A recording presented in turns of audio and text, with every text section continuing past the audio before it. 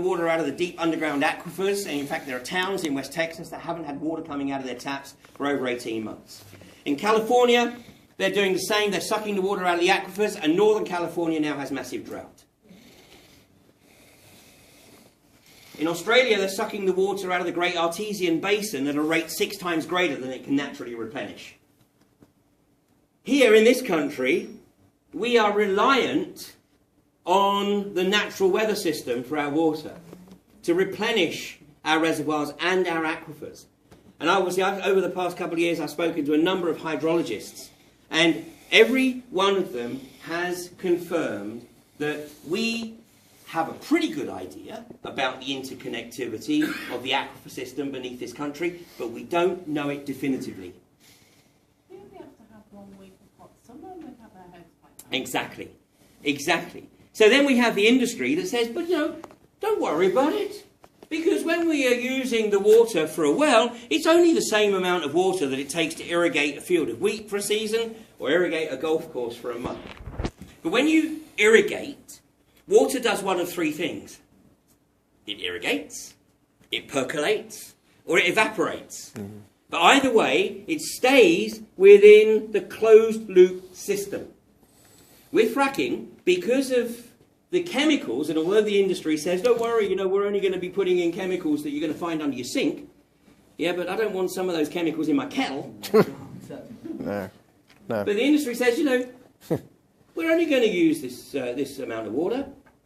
What they don't tell you is that once they've mixed the frack chemicals with it, basically, it's contaminated.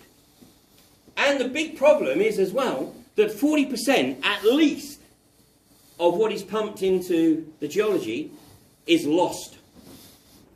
And when the technical director of Quadrilla was asked where this goes at the shale gas conference in London last year, he was asked where this 60% or so that we lose, where it goes, and he went, well, we've got no idea really, have we?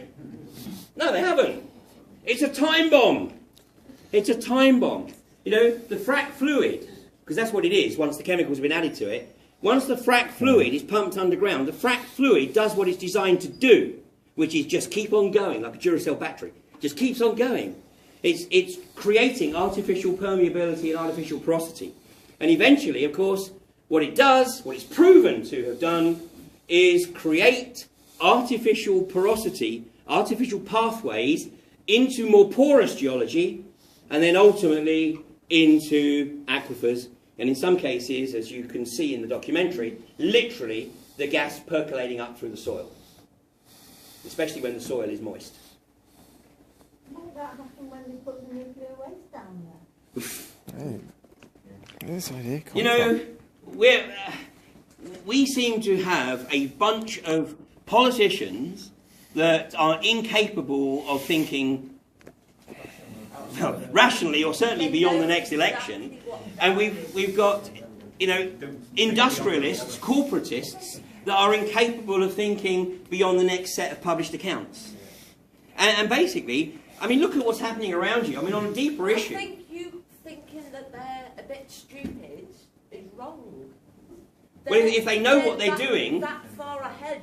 If the politicians know what they are doing, then basically they are mentally ill. Yes, we all know that. So, because if I told you that, look, I've got a great plan here, I'm going to get some gas out to provide a bit of gas, but of course it's going to poison future generations. But you're not going to have to worry about that because you won't be here.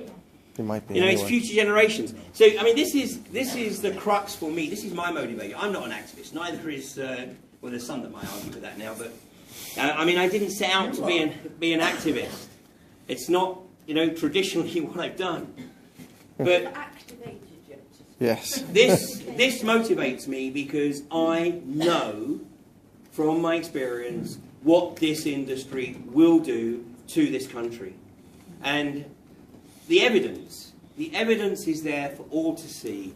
When I hear politicians say, "Oh, but that's the US or that's Australia," we're different because we speak in deep gravitas English voices. And we're going to tell everybody that it's much safer here and we have much more regulatory control. And that's, they just try and steamroller people And they are assuming, and by the way, a lot of the areas that have been targeted in this country are Tory-held areas. What's the council here? Labour. It's Labour. Yeah. It's very close. So it's been what? Since the election's been there, but just since the election. Since the election. Okay. They gave permission to Tory. Yeah, I'm sure it yeah. will. Well, interestingly, what they're doing is they are deliberately targeting primarily Tory-held areas. And that North Yorkshire is Tory through and through. But they're not stupid. What they've worked out is that that whole area of North Yorkshire is the largest area of England with the fewest number of MPs. And they're all Tory. They're all Tory. And their perverse belief system is that, yeah, you know, we'll let the local people think that they've got a say in the matter. You know, we'll let them go through the process of appealing the planning applications and, you know, then putting in judicial reviews and, you know, doing whatever it takes. But when it gets to the end of the road, they will uphold the rule of law and just say, oh, well, we tried, and back off. And that is where we have to be able to say, we're sorry, but that ain't going to happen. You know, in North Yorkshire, in Kirby Misperton, Kirby Misperton was a slow burn. Now, I gave a presentation in Kirby Misperton just a little over a year ago, and there were people in Kirby Misperton, where the KM8 well is, who were really, you know, out of the loop. They had not taken an interest in what was occurring literally round the corner from them. And in fact, the village hall was 400 metres from the well site. And I put a picture up of the well site, and I said, who can tell me where this is? You know, there's about 3 people in the audience who knew where it was. But now, of course, everybody in the village knows what's going on.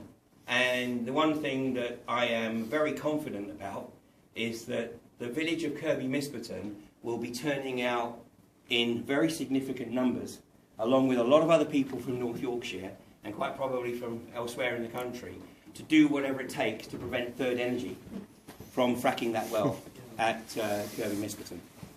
Because if they frack that well, that will be the thin end of a very, very fat wedge.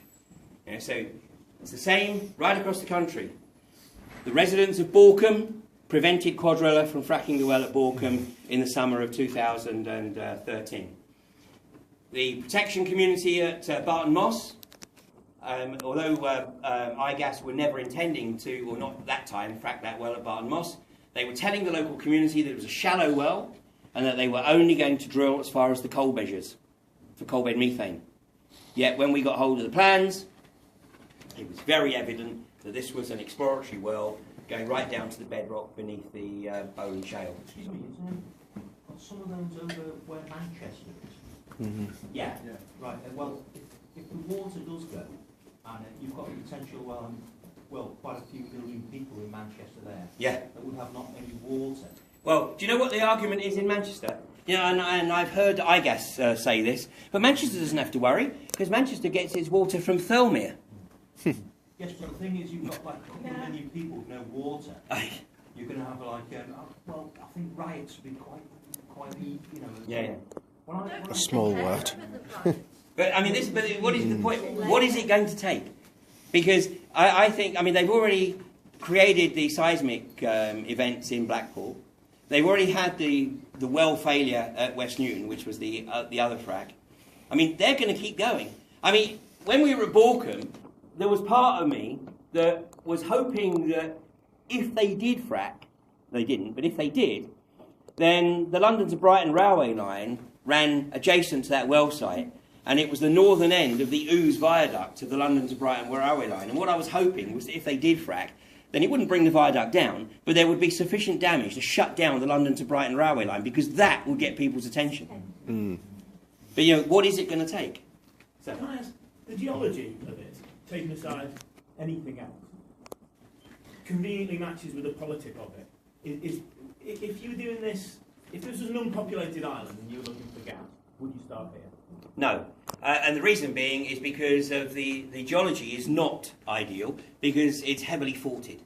You know, So if the UK was unpopulated, you were looking for gas. In Oh, this manner, where would you? If it was completely unpopulated, yeah, just you know. well, I mean, you know, I have a real problem. Geology was the only thing involved.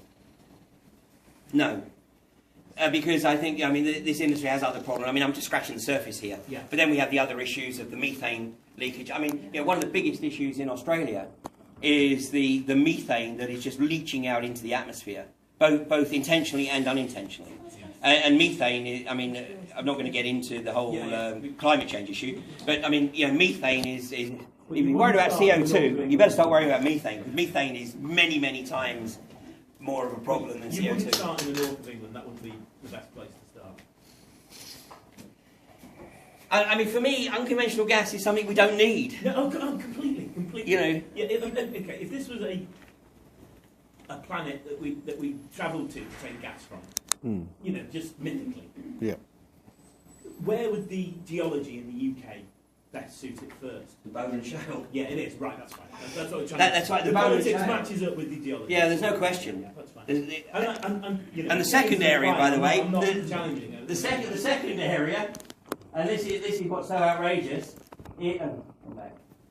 No, I've got the wrong graph up. But the second area is the central belt of Scotland.